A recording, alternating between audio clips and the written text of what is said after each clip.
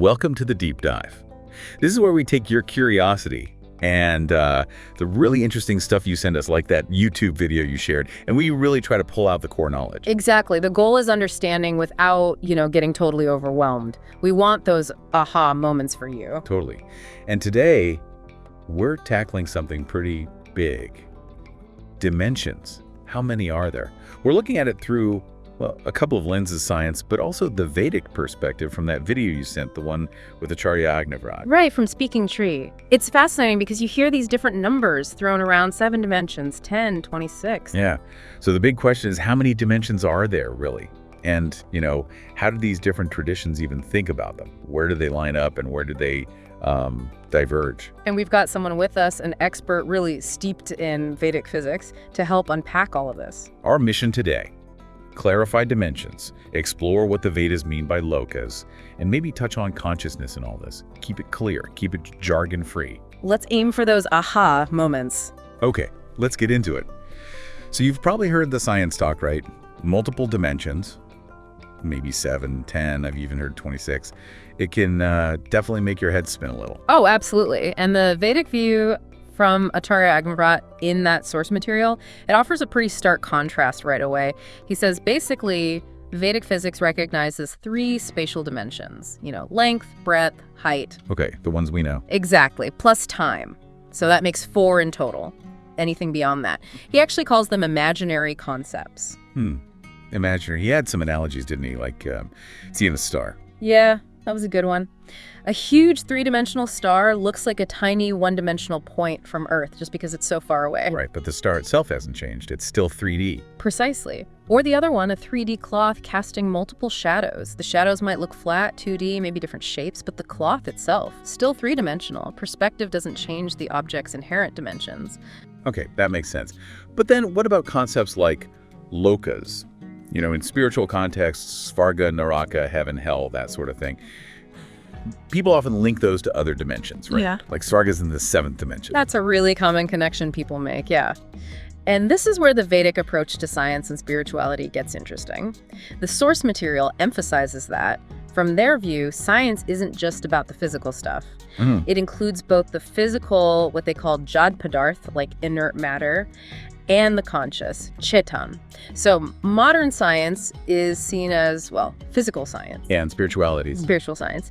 They're seen as 2 branches of the same tree of knowledge, essentially. So it's not necessarily a conflict like science versus religion. Not inherently, according to this view.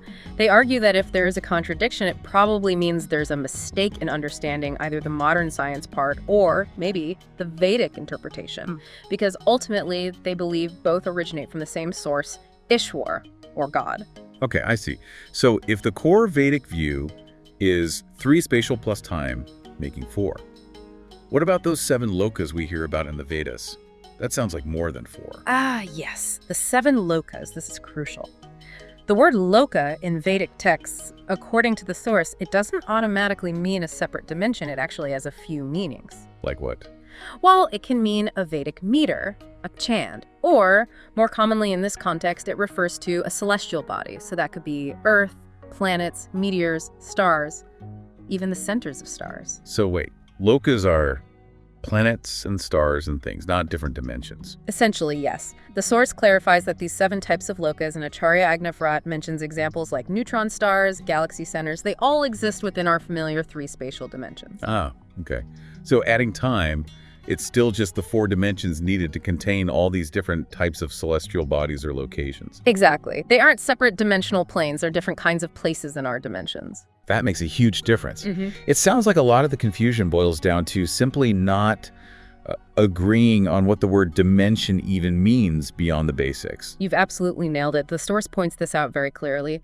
There's no single universally accepted definition once you go past length, breadth, height, and maybe time. The analogy used was the lost cow, wasn't it? Such a good one. It really is.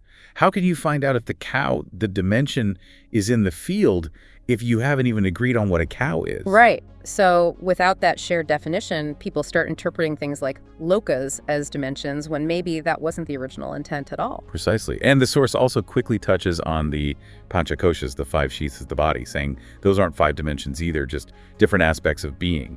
all within the same reality. Okay. Let's shift a bit to space itself. Akash, the source mentioned two types that caught my attention. Yes, this comes from Maharishi Dayanand. He distinguishes between Avakash Rup Akash, which is essentially empty space, the void, the thing that can curve, distort, expand, what cosmology talks about. Okay, the container? Kind of, yeah. But then there's another kind of Akash, which is considered part of creation itself, like the actual substance the universe is formed from, not just the empty stage. Wow. And the three spatial dimensions apply to both. Yes. Though the discussion, especially regarding Vedic physics, often focuses more on that second type, the Akash that is creation. Which naturally makes you wonder, how did ancient Rishis figure this stuff out without, particle accelerators and space telescopes? That's where the Vedic explanation is quite unique. They believe the Vedas themselves aren't human compositions. They predate humans. Predate human. Yes, they're seen as recordings of the fundamental vibrations Dwanian that actually caused creation, the sounds from which atoms, particles, everything originated. So how did humans get them? The first Rishis' names, like Agni, Vayu, Aditya, and Jira, are mentioned, are said to have perceived these vibrations directly in a state of deep meditation called Samadhi. Samadhi. Yeah. Like a super focused conscious state. Exactly. So the Veda is considered anadi, beginningless. It wasn't written by someone initially, but perceived or heard by the Rishis in this deep state. So the knowledge was already embedded in the universe, like fundamental frequencies, and Samadhi was the way to tune into it. That's the concept. The claim is that all knowledge, scientific and spiritual, is ultimately contained within the Vedas, within those primordial vibrations. Samadhi was the Rishi's tool to access and decode them into the mantras we know. Which connects to people today talking about accessing higher dimensions or super consciousness through meditation or spiritual practice. How does the Vedic view see that? Well, from the Vedic perspective presented, a highly realized yogi can connect with Ishwar, the divine source. And you could maybe term that state a higher dimension or super consciousness. Okay. And there's this idea of a universal man, a cosmic mind that permeates everything. In deep samadhi, an individual's mind, their man, can potentially link with this universal mind and gain, profound knowledge. But it's not easy. Right. The source added a caution.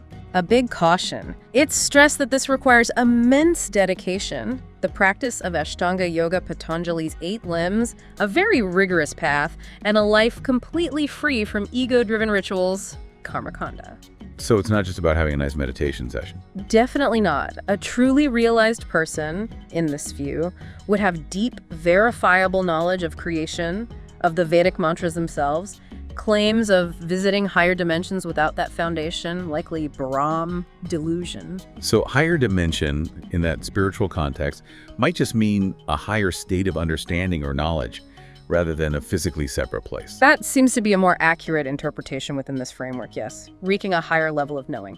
The source shared a brief personal story, didn't it, about meditation during writing Vedic commentaries? Yes, it was mentioned how when working on texts like Veda Vigyan Alak or the Brahmana commentary, if intellectual effort hit a wall, deep meditation, dhyan, would sometimes bring clarity. Insights would just arrive. Like the knowledge wasn't just coming from books, but from that meditative state itself. Exactly. It illustrates that idea of accessing deeper understanding through focused awareness, which ties back to how the Vedas themselves are said to contain these universal secrets. Right. So let's talk more about those secrets of the universe in the Vedas. The claim is pretty bold. The science of the universe is in the Vedas because the universe came from those Vedic sounds. And rahasya, secret, just means something hidden from us.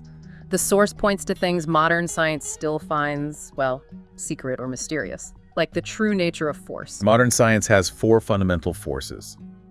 The Vedic view. It's different. Veda Vigyan Alak, based on Brahmana texts, apparently talks about 9 fundamental forces. And another text, the Naripta, mentions 28, which are categorized within those 9. 9 forces, and it claims to explain how they work, not just that they exist. That's the claim. Take gravity, the dropped glass example. Science describes what happens, but the Vedic view supposedly explains the underlying mechanism, the interaction. Connecting it to something like quantum field theory, the idea presented is that Vedic mantras exist in vacuum energy. Okay, stay with me here. Right. When this energy condenses, it forms photons. These photons contain prana life force and Chandava Marut rhythm and energy. The balance determines charge. Even virtual photons are explained as these condensations containing mantras. It's quite a detailed model. Definitely different. What other secrets does the Vedic view claim to explain? Space again. Yes, Akash. Not just empty void, but made of subtle Veda mantras, prana and marut. Its substance is why it can curve. And dark matter, dark energy. But dressed too. Called Asura Uja, or Asura Padarth, demonic energy or matter.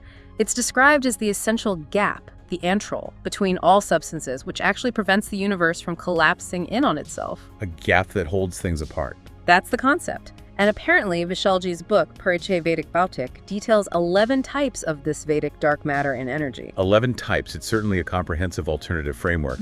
What about the Mahamrityunjaya mantra? That specific story about Rishi Markandeya. Right, that came up. First clarification.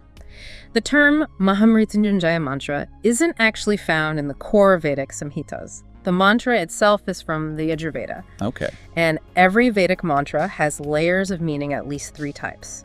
Now, Rishi Markandeya, while the story of him reciting it is very popular, stories aren't always literal history.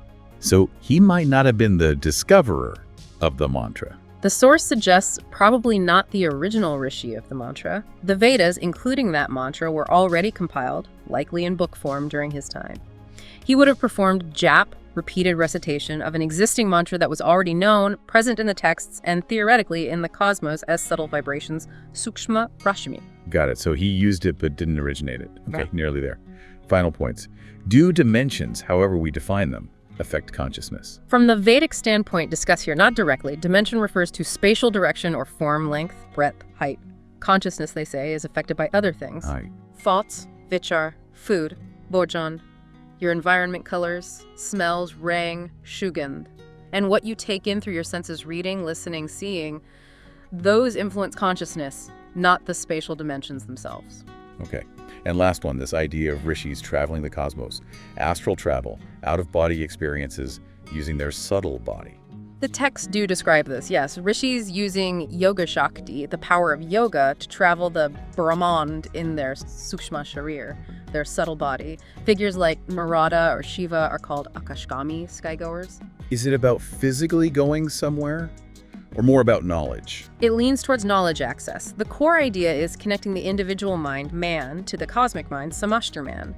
By doing that, a rishi could gain knowledge of all the lokas, all parts of the universe. That's said to be the source of the wisdom in later texts like the Brahmanas and Upanishads. Reading descriptions, like the one mentioned about feeling like the rishi was inside the sun while describing it, sounds profound. It does, but again, the source emphasizes this is incredibly difficult now. It requires a level of inner purity, prana pavitra antakaran, and selfless living, purna nishkam jivam, that's rare. That purity invites Ishwa Kripa, divine grace, which facilitates such abilities. And the mind itself, man, what is it in this view? It's described as a substance made from prakriti, primordial nature, existing as subtle rays or vibrations. Its development is linked to the manifestation of Om, the creation of time, Galatattva, and the formation of the alphabet sounds, Varnamalaka Akshar. Connecting with the mind principle, Manastattva, through Ashtanga yoga allows knowing all creation. A very intricate understanding of mind and cosmos. And the host noted they don't consider themselves a yogi, but perhaps past life impressions, samskaras, help with understanding. Acknowledging the depth required, yes. Okay, so wrapping this deep dive up, we've seen the Vedic perspective really focuses on 3 spatial dimensions plus time. Lokas are seen as actual places or bodies within these dimensions, not separate ones. And it offers these really unique, detailed explanations for things like forces, the nature of space, Akash, even dark matter and energy, all tying back to fundamental Vedic vibrations and the role of consciousness. It suggests that maybe science and spirituality aren't opposed, but potentially parts of one larger science, if understood correctly through this Vedic lens. That's the core idea presented, yes, an integrated view. So the final thought for you, our listener, how might this ancient way of seeing the universe focused on subtle energies, vibrations, consciousness? How might that offer different perspectives on the big questions science is still asking today? Something to think about, that relationship between the physical and the, well, metaphysical we explored. Thanks for joining us on the Deep Dive.